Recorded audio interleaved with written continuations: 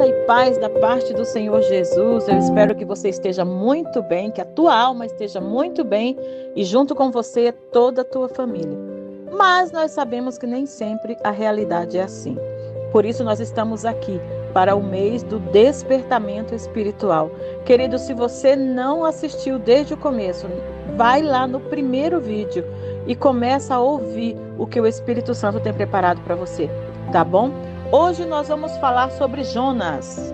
Sim, o profeta Jonas, aquele que você já conhece a história do grande peixe, lembra? Vamos lá ler a palavra do Senhor? Jonas de 1 a 3 nos diz assim: E veio a palavra do Senhor a Jonas, filho de Amitai, dizendo: Levanta-te, vai à grande cidade de Nínive e clama contra ela, porque a sua malícia subiu até mim. Porém, Jonas se levantou para fugir da presença do Senhor, para Tarsis, e tendo descido a Jope, achou um navio que ia para Tarsis. Pagou, pois, a sua passagem e desceu para dentro dele, para ir com eles para Tarsis, para longe da presença do Senhor. Até parece que ele ia conseguir, né? A história de Jonas, queridos, começa com um chamado bem claro de Deus. Deus manda Jonas ir até Nínive, uma cidade extremamente violenta e corrompida pelo pecado. Nínive era a capital da Síria, um império conhecido por sua crueldade brutal. Realmente, eles eram horríveis. Contra os povos conquistados, eles eram terríveis. Os assírios torturavam os inimigos, destruíam as cidades e espalhavam terror por onde eles passavam. Eles eram inimigos de Israel. Mas o problema de Jonas não era medo de pregar. Não, ele não tinha medo. Ele confiava em Deus. O próprio livro revela isso depois. Veja só. Jonas 4:2 nos diz assim: Ah, Senhor, não foi isso que eu disse estando ainda na minha terra? Por isso me preveni fugindo para Tarsis, pois sabia que és Deus compassivo e misericordioso e tardio em irar-se. Jonas conhecia o coração misericordioso de Deus. Ele sabia que se os ninivitas se arrependessem, Deus os perdoaria. E Jonas não queria isso. O senso de justiça humana, justiça própria dele, sabe o que é que dizia? Dizia assim: eles merecem o juízo de Deus. Quantas vezes fazemos exatamente isso, igual a Jonas? Aceitamos facilmente a misericórdia para nós, para a nossa família, para quem amamos, mas nós temos realmente uma grande dificuldade, queridos, em aceitar a graça do Senhor quando essa graça alcança pessoas que nós julgamos indignos, pessoas que nós julgamos ruins, más, né? Jonas estava tão preso ao próprio julgamento que ele tentou fugir da missão, sim, mas ninguém consegue fugir da presença de Deus, né? Já falamos sobre isso.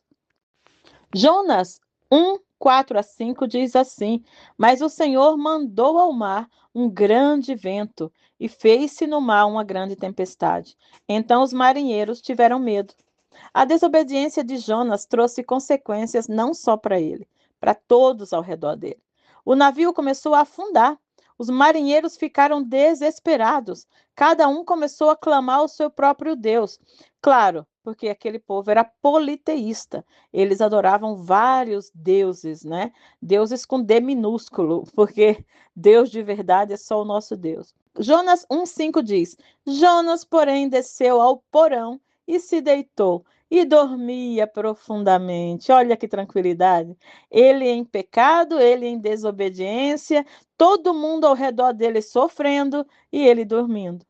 Enquanto todos lutavam pela sobrevivência, o profeta dormia.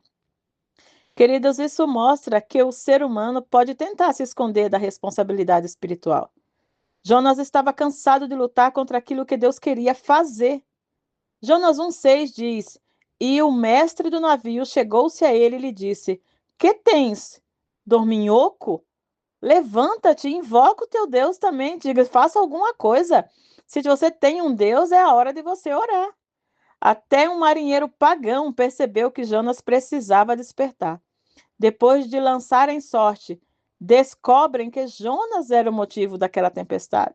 Em Jonas 1:12 diz assim: E ele lhes disse: Tomai-me e lançai-me ao mar, e o mar se aquietará. Jonas é lançado ao mar, como ele mesmo falou, mas a história não termina no juízo. Versículo 17 do capítulo 1 diz assim: Deparou, pois, o Senhor um grande peixe, para que tragasse a Jonas. E esteve Jonas 3 dias e 3 noites nas entranhas do peixe. O peixe foi disciplina, mas também misericórdia.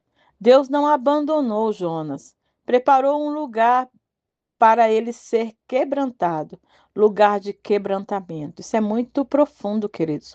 Às vezes Deus permite processos difíceis na nossa vida, mas não é para destruir a gente, não é para destruir você, mas para alinhar novamente o seu coração. E foi lá no ventre do peixe que Jonas voltou a orar. Sim, saiu daquele sono profundo e lembrou-se que ele tinha um Deus que ele poderia pedir socorro.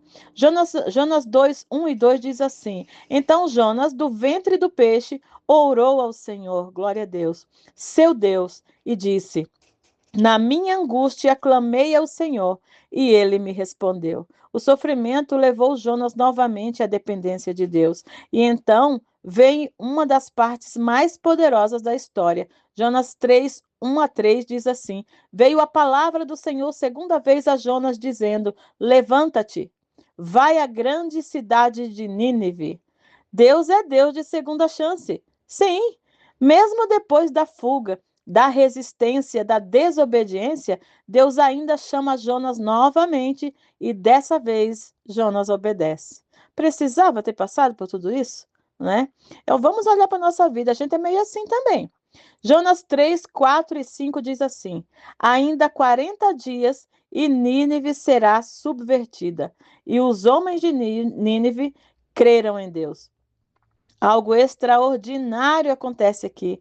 Uma cidade inteira em arrependimento ao Senhor, do rei até o mais simples. Em Jonas 3, 6 a 9 diz: Porque esta notícia chegou ao rei de Nínive e clamaram fortemente a Deus. Houve jejum, houve humilhação, houve quebrantamento. Qual foi a notícia que chegou aos ouvidos do rei? Vocês serão destruídos. Sim. Então, em Jonas 3:10, a palavra diz: Viu Deus as obras deles, e Deus se arrependeu do mal que tinha dito que lhes faria. A cidade foi poupada. Tudo porque um homem decidiu obedecer. Jonas queria desistir deles, mas Deus havia possibilidade de transformação. Enquanto Jonas via juízo, Deus via misericórdia. Jonas via crueldade, Deus via arrependimento. Jonas via o passado, Deus via o futuro. Como eu amo esse Deus. E aqui está uma das maiores lições dessa história. Nossa visão é limitada, mas Deus enxerga aquilo que ainda não pode nascer dentro de alguém. Às vezes, queridos, Deus mandará você amar quem a sua lógica rejeita. É, isso mesmo. Perdoar quem você acha imperdoável. Acreditar em pessoas que você já descartou e acha que não tem mais jeito. Porque Deus não trabalha baseado apenas no passado das pessoas, mas no destino que ele ainda pode construir nelas. E glória a Deus por isso. Foi por isso que nós fomos alcançados. Isaías 55, 8 e 9 nos diz: Porque os meus pensamentos não são os vossos pensamentos. Amém, Senhor. O resultado da obediência de Jonas foi salvação coletiva. Uma cidade inteira foi alcançada porque alguém decidiu parar de resistir à vontade de Deus. E talvez essa seja a palavra para você hoje. Não limite aquilo que Deus quer fazer por causa da sua visão humana. Obedeça. Mesmo quando não fizer sentido, obedeça.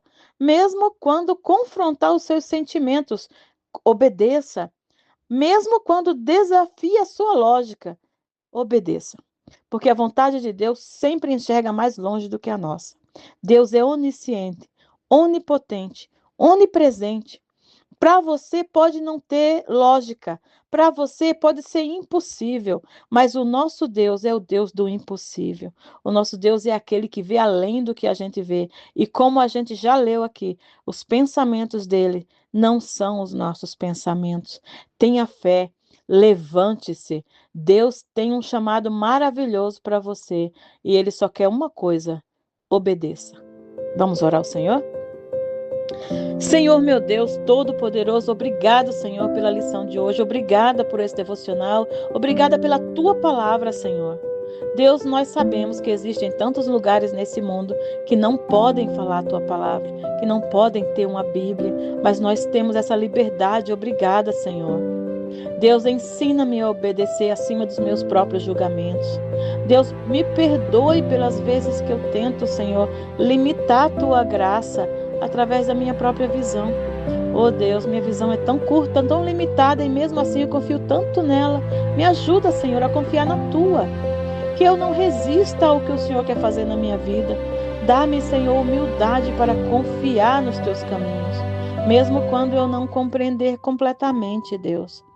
Que o meu coração esteja alinhado à Tua misericórdia e à Tua vontade. Que eu não veja as pessoas como pessoas, mas que eu veja cada pessoa como uma alma que o Senhor ama, que o Senhor quer resgatar e que eu possa ser instrumento para isso.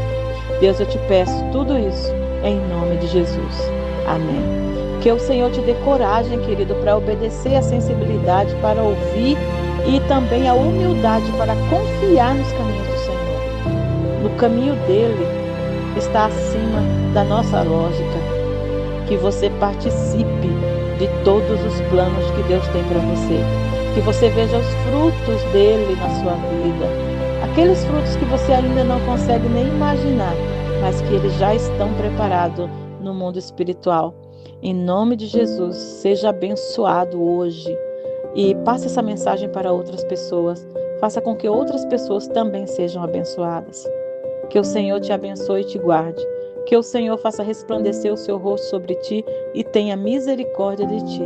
Que sobre ti Ele levante o seu rosto e te dê a paz. Em nome de Jesus. Que Deus te abençoe.